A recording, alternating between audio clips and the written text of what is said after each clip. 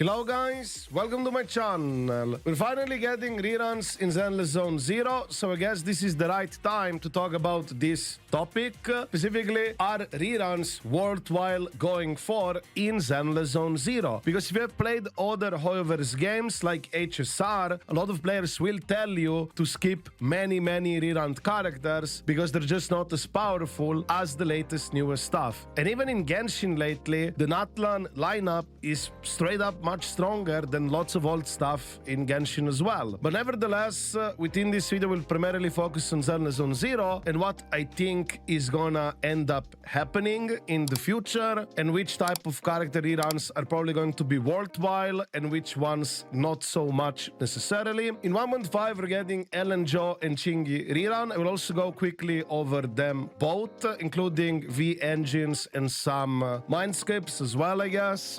But before I start, I do want to let you know that this talk is specifically for people who care about meta / power, having power on account, and also if you care getting max rewards from endgame content consistently. Also do note that even if you do miss some stars and you're not getting them consistently from Deadly Assault or Shield Defense, you're not gonna miss that many pulls over the long run, just to let you know. But overall, if you don't care about these things such as power, meta, endgame content, consistent max rewards, then it truly doesn't matter who or what you pull, because the game is designed that you can beat it with pretty much whatever just for the story and so on. And with that out of the way, let's talk about the rerun values within the context that I just provided of how good they are to pick up or not if you care about meta and so on. So for Ellen Jo, she was our first 1.0 DPS character. The fortunate reality in all gacha games, the first rate-up banner character is pretty much the first character to get phased out the quickest in the meta. Simply because they're the oldest character and also because their kit is generally most outdated. If you look at the numbers, for example, these motion values, multipliers, right? This stuff is always fixed. Hoyoverse is known to not buff directly any units, so we should not expect old characters getting multiplier changes or some additions to their kit. And because of stuff like this, old characters will have a harder and harder time to keep up with the future content, which gets increased stats and so on. Yes, of course you can use good supports and everything to improve the damage. Maybe there's some new gear or some other external factors that can boost the damage of the old characters, but always remember, if you use those same external buffs on newer characters which happen to have higher damage multipliers in their kit, they will of course do more damage. But that doesn't necessarily mean you cannot make Ellen Jo work. As of right now, if you do go for Ellen Jo, you should still relatively be fine. I am assuming you perhaps skipped Miyabi and you just wanted to go straight for Ellen Jo. You can still make her work. She has several team compositions you can choose from, and there's also plenty of ice weakness content that we're getting in the near future in Deadly Assault and Shield Defense. However, I want to give you a big heads up that there will be situations like this one with Deadly Assault. This is an upcoming Deadly Assault. As you can see here on the screen, this version of Dead End Butcher, it's called Notorious, and they have a different mechanic compared to the current one that you have. Effectively will get you critical damage for your agents, so you'll be able to do more damage, for example, with your Ellen Jo. However, this newer variation of Notorious Butcher has a mechanic that does not benefit Ellen Jo team at all. It is a 50% anomaly attribute damage increase, and also the boss will have a buff which will take 15% reduced damage and 30% days value reduced by agents, and you can remove this buff by triggering disorders. So I would still see Ellen working here somewhat, because you could still technically trigger disorders and remove this negative buff, but do remember that you do not have a positive buff out of this mechanic for Ellen Jo team, because the attribute anomaly damage increase is not really gonna benefit that much the attack unit. So the other two remaining things that you will, for example, have is effectively the weakness of the enemy and the current buff that you can choose. So effectively you will have two good things out of 3 for your Ellen Jo. And as you can effectively see by this stuff, they can effectively control what's gonna be good, when it's gonna be good. So for example, whenever Ellen Joe gets the rerun, they will definitely put some deadly assault / Hugh defenses, which have more favorable stuff for her. But as soon as they take that stuff away, expect her performance to drop. Personally, I would not be pulling for Ellen at this time, especially we already have Miyabi. Miyabi's pretty much straight up more ice damage. She has better, stronger kit, numbers, all that stuff. But like I said, you can still make Ellen work.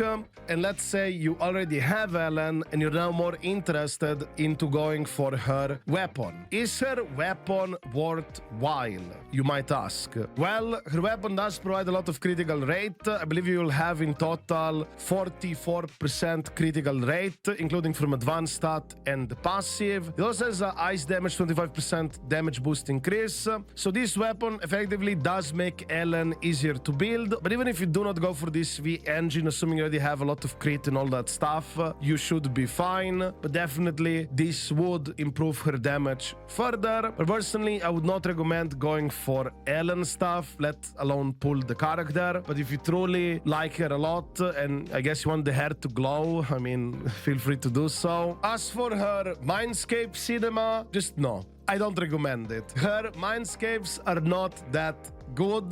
This is the unfortunate reality of reruns in Hoyoverse games. Paying for full price for really outdated dupes for characters, effects, abilities, compared to the newer stuff, which does cost the same price. So if you ask me, I would not recommend going for Ellen Joe dupes whatsoever. I don't think they're valuable at all, especially when you can compare the newer character dupes, which cost the same price compared to this one. So, however, if this is your truly favorite character and you just want to make her stronger, I mean, feel free to do so if you want, but I really don't recommend it.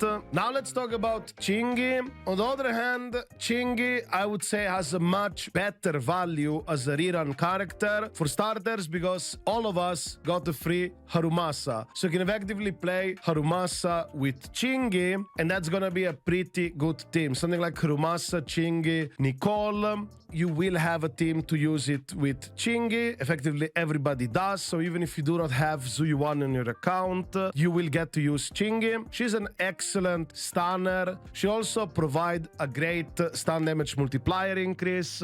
So effectively, she's a good pickup.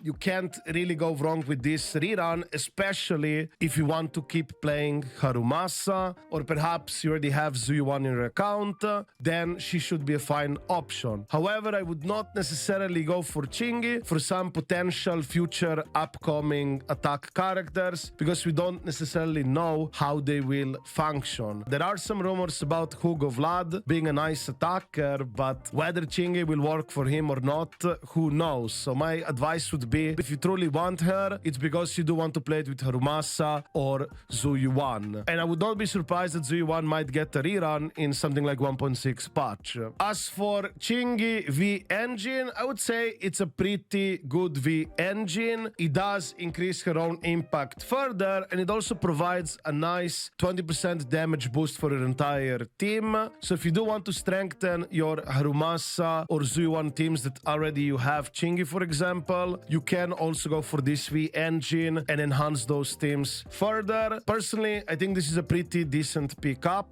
but even without it, Chingi will be alright.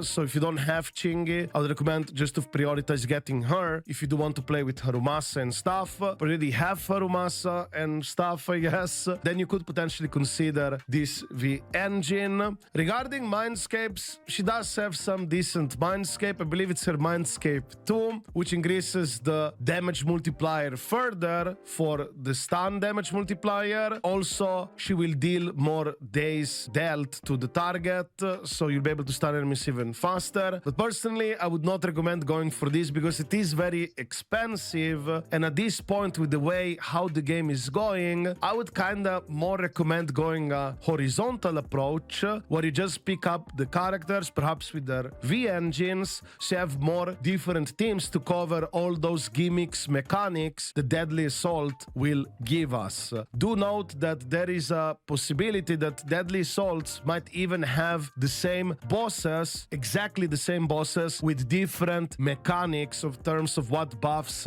or things you will get out of them. Of course, subject to change. So just as a heads up, I think it's much more safer to go kind of horizontal and pick characters to have different compositions, at least as of right now. Perhaps the anniversary unit is gonna have a really busted Mindscape 2 because of the top-up preset, something like that. But I would say overall with reruns, I highly recommend to focus on getting the newer characters over the reruns. So for example, I would choose Astra Yao over the reruns for your account. But of course, if you're in a situation where you really want to make your Harumasa stronger, or you have Zui 1, or perhaps you also want to go for her in the near future, then Chingi would also be obviously an upgrade for that team. And again, I would just like to remind you that this advice is specifically if you care about meta, power, and consistent end-game max clear rewards. If you don't care about any of these things, then this doesn't really matter. Pick who you like, because story, all that stuff, you can clear it with ever. Also do remember that even if you miss some stars from endgame content, it's not that many pulls you're gonna miss out throughout the year. It's in fact very, very, very little, and you probably wouldn't even feel it or really notice it. So let's say if you're missing 60 or 100 gems, like that's not even a pull, and over the year, I guess it would be what? Probably 10 plus something pulls, not that much. So I personally wouldn't stress too much about it if you miss on this stuff. But I also do understand that some of you guys might like to have the feeling of power or playing something strong. And if this is something you seek, do note that it's a never-ending treadmill, because there's always going to be something stronger out there. So yeah, I wouldn't really stress too much about this stuff. Go for who you like at the end of the day. You can still make characters like Ellen Jo work just fine, but it's definitely a question for the future with how these characters will perform over time. Personally, I think that this game is going to a similar route, if not the same, as Honkai Star Rail. Of course, time will be the ultimate proof, but we shall see. So yeah, I guess this is going to be for this video. If you have any questions or would like to add something yourself, feel free to write it within the comments down below. I also do stream on Twitch/YouTube. If you want to hang out and chat with me there, feel free to drop by. And yeah, that's it. I wish you a wonderful day and see you in the next video.